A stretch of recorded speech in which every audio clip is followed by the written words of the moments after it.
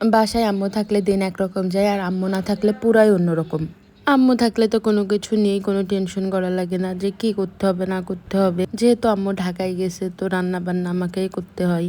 আজকে আমার সকালে পড়া ছিল, তারপর কলেজ ছিল, এর জন্য চিন্তা করলাম কলেজে যাওয়ার আগে রান্না বান্না করে যাই, কারণ এসে আর রান্না করতে ভালো লাগবে না। অবশ্য প্রতিদিন কি রান্না করবো এটা নিয়ে আমাকে টেনশন একদমই করা লাগে না। আমি প্রতিদিন সকালে আব্বুর কাছে জিজ্ঞেস করি, আব্বু আজকে কি রান্না করলে ভালো হবে, কি রান্না করব।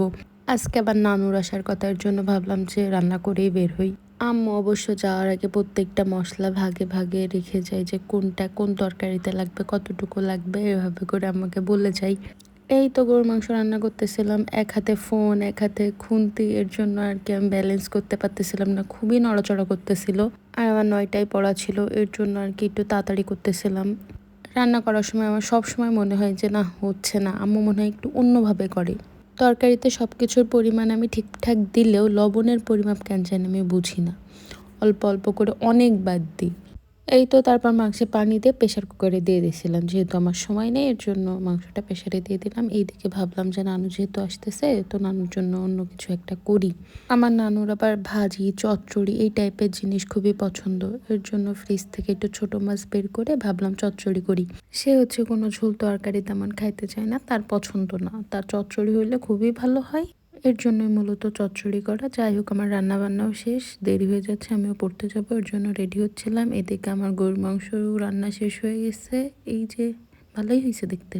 আম্মু বাসায় থাকলে তো এইগুলোর কোনোটাই আমার করা লাগতো না, ঘুম থেকে উঠে কোনো মতো পড়তে গেলেই হয়ে যেত। কিন্তু আম্মু না থাকলেই যে বললাম পুরাই উল্টাপাল্টা রান্না বান্না করে তারপরে যে এখন যাইতে হচ্ছে। তারপর প্রথমে পড়া ছিল, তারপর একটু কলেজে গেলাম, ক্লাস হয়েছিল মনে হয় একটা, তারপর হচ্ছে আমার টিউশনই ছিল, তো ভাবলাম একবারে স্টুডেন্টকে পড়াইয়ে তারপর বাসায় যাই।